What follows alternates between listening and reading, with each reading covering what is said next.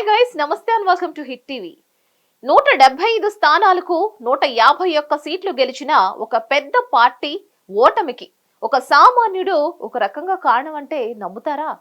సొంత మీడియా ఉండి సోషల్ మీడియాలో అలాగే పార్టీ కోసం సపరేట్ వింగ్ మెయింటైన్ చేస్తున్న పార్టీని ఒక సామాన్యుడు తన వీడియోస్ తో బురిడి కొట్టించాడు అంటే నమ్ముతారా? తెల్ల చొక్కా వేసుకొని నుదుటిన బొట్టు పెట్టుకొని మెడలో వైఎస్ఆర్సీపీ కండువాతో ఎంతో పద్ధతిగా నమస్కారం ప్రజలారా అంటూ పలకరిస్తాడు. తన భుజాల మీద ఏ పార్టీ కండువా అయితే వేసుకున్నాడో అదే పార్టీ విధి విధానాలను సమర్థిస్తూనే వ్యంగ్యంతో విమర్శిస్తాడు.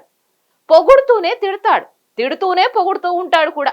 ఆంధ్రప్రదేశ్ రాష్ట్ర రాజకీయ విశ్లేషణలో ఇతను సంచలనం అనే చెప్పాలి. మా అన్నను 30 ఏళ్లు సీఎం గా చూడడమే నా కోరిక అని చెప్తూనే ప్రతిపక్ష హోదా కూడా లేని స్థాయి ఓటమికి ఇతను కూడా ఒక రకంగా కారణమయ్యాడు. నేను ఎవరి గురించి చెప్తున్నానో ఇప్పటికే మీకు అర్థమయ్యే ఉంటుంది. అవును, అతనే సీమరాజా. తెలుగు రాష్ట్ర రాజకీయాల సోషల్ మీడియాలో ఇతను సంచలనం.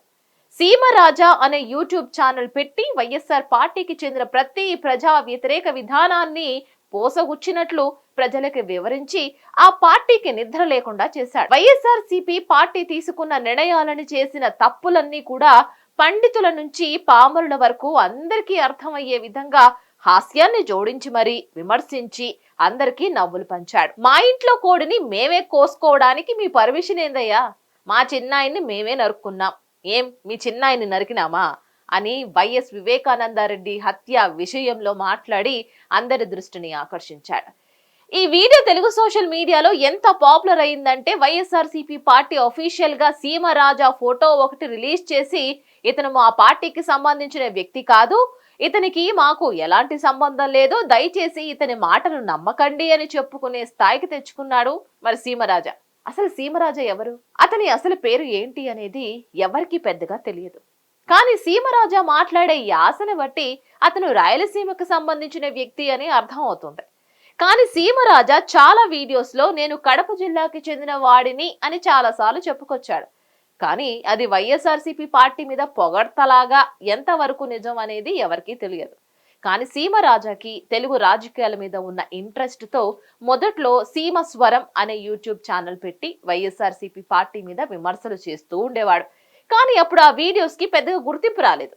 అయినా కూడా పట్టు వదలని విక్రమార్కుడిలాగా వీడియోస్ చేస్తూనే ఉండేవాడు. కానీ 2023 డిసెంబర్ నుంచి సీమ స్వరం అనే తన యూట్యూబ్ ఛానల్ పేరు సీమరాజాగా మార్చి వైఎస్ఆర్సీపీ పార్టీ కండువా కప్పుకొని ఎవడో పదవి ఇవ్వడం ఏంది, నాకు నేనే ఇచ్చుకుంటాను అని తనకి తాను వైఎస్ఆర్సీపీ పార్టీకి అంతర్జాతీయ ప్రధాన కార్యదర్శిగా ప్రకటించుకున్నాడు. డిబేట్లకి వేరే పార్టీలు పిలవట్లేదు అని సొంతంగా తానే డిబేట్లు పెట్టుకుని అంతర్జాతీయ ప్రధాన కార్యదర్శి హోదాలో వైఎస్ఆర్సీపీ పార్టీ చేసిన తప్పులకి తీసుకున్న నిర్ణయాలకి తానే బాధ్యత వహించేవాడు. ఇక వైఎస్ఆర్సీపీ పార్టీ అభిమానుల నుంచి కూడా బెదిరింపు కాల్స్ వచ్చినా ఇలా వీడియోస్ చేస్తే చంపేస్తామంటూ వెంటపడినా తగ్గేదే లేదు అంటూ వైఎస్ఆర్సీపీ పార్టీ చేసిన ప్రతి తప్పుకి సీఎం హోదాలో జగన్ తీసుకున్న నిర్ణయాలను ఎండగడుతూ సోషల్ మీడియా సెన్సేషన్ అయ్యాడు. ఇప్పటి వరకు రాజకీయాల్లో ఏ పార్టీ ఇలాంటి విమర్శ చేసే ప్రయత్నం చేయలేదు. సీమరాజు ఎంచుకున్న మార్గం సమర్థనీయమైన విమర్శ చేయడం చూడ్డానికి పోగినట్లే ఉంటుంది, కానీ అందులో విమర్శ మాత్రం ఉంటుంది. ఈ రకమైన ప్రయత్నంలో సీమరాజా సక్సెస్ అయ్యారనే చెప్పుకోవచ్చు.